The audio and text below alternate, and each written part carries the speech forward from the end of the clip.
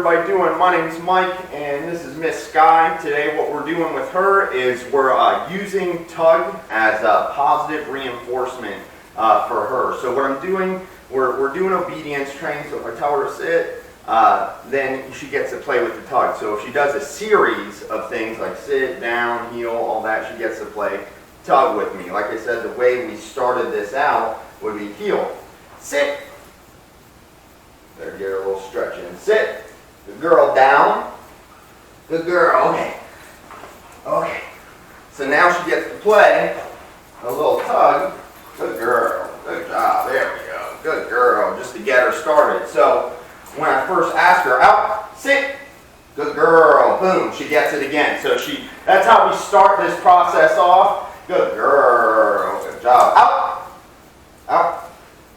That's how we start the process off, is I ask her to like sit. As soon as her butt hits the ground, boom, she gets it. I ask her to lay down. As soon as she hits the ground, she gets it. Then I ask her to sit and then lay down. Then we just slowly, we keep adding more and more commands to the point where she's doing, 10 commands for me in a row. Then she gets to play tug like afterwards. It's kind of like the, you got to eat your dinner before you get dessert. So she has to do what I ask her, then she gets to play tug. Now this is a burlap sack we're using. I couldn't really find anything else that she really had drive for or wanted to play tug with. Some dogs have a high drive and they'll just grab, they'll grab something, they'll play tug with you with anything. She likes to run, she's a husky.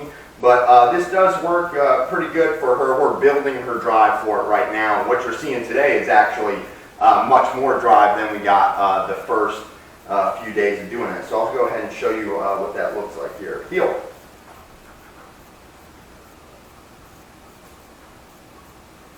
Sit.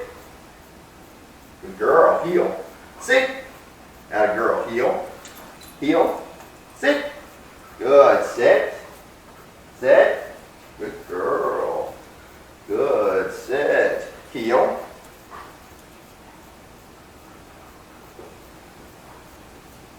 Sit. Down. Good girl. So what I'm doing, if you notice, she's kind of going towards the sack while I have it in my hand, which is okay. You just gotta correct them with the leash. Use it to guide them. Good girl. And I ask her to do a few things for me, and she knows it's coming. I ask her to do a few things, and then she gets to play. Okay. Good girl. Good job. Good girl. Good girl.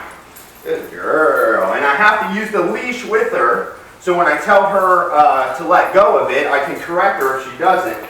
We also use the leash just to get her, good girl, just to get her to come towards the sack. Because at first, she doesn't know what I meant when I would say, okay, she's just kind of standing there. Up. Good. Sit. Good girl. Sometimes she releases it like that. She sits for me. I like to give it to her again. Okay. Oh, good girl. Good girl. Yeah, good girl. Good job, girl. Good girl. Good girl. And this is just a game for her. This is what she likes, This is something fun. The owner wanted me to do for him and her. And it's fun for a dog to get to use her mouth. She destroyed a lot of things. Out. Nope. Out. So she doesn't let go. Nope. Out. She gets a correction. She destroyed a lot of things in the home. So this is very good for her. Down.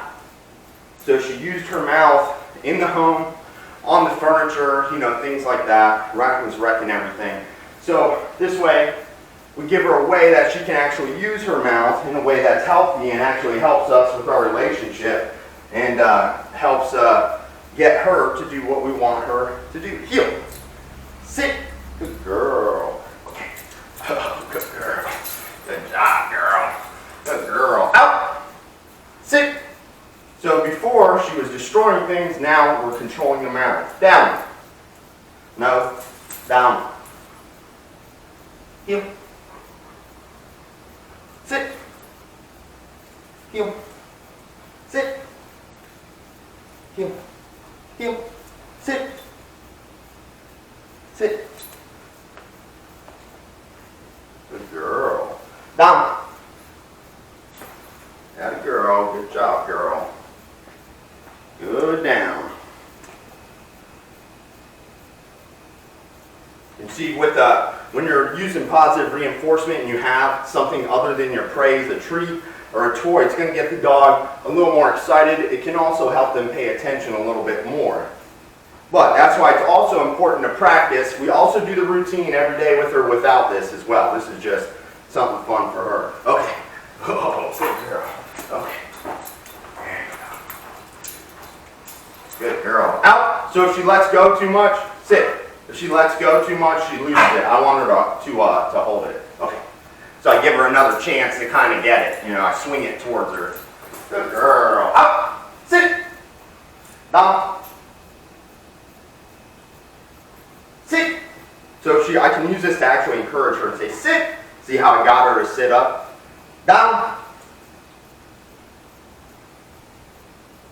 Sit.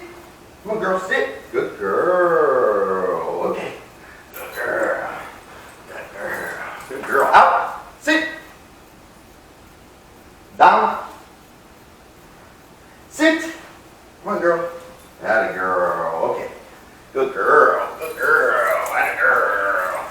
Atta girl. And then you want to keep it where they're still excited about the toy. You want to take it away when they're still excited about it. Out. Place. So when you're using something like this and you're playing tug with your dog, you want to end it when they're still excited about the toy.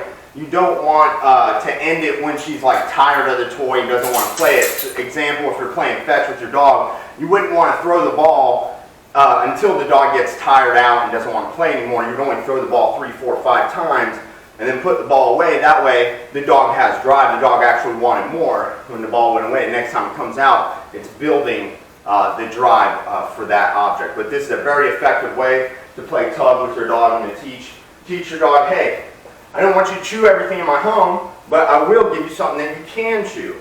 So it's a very effective way to create a relationship with your dog. You always want to use the obedience training incorporated with tug.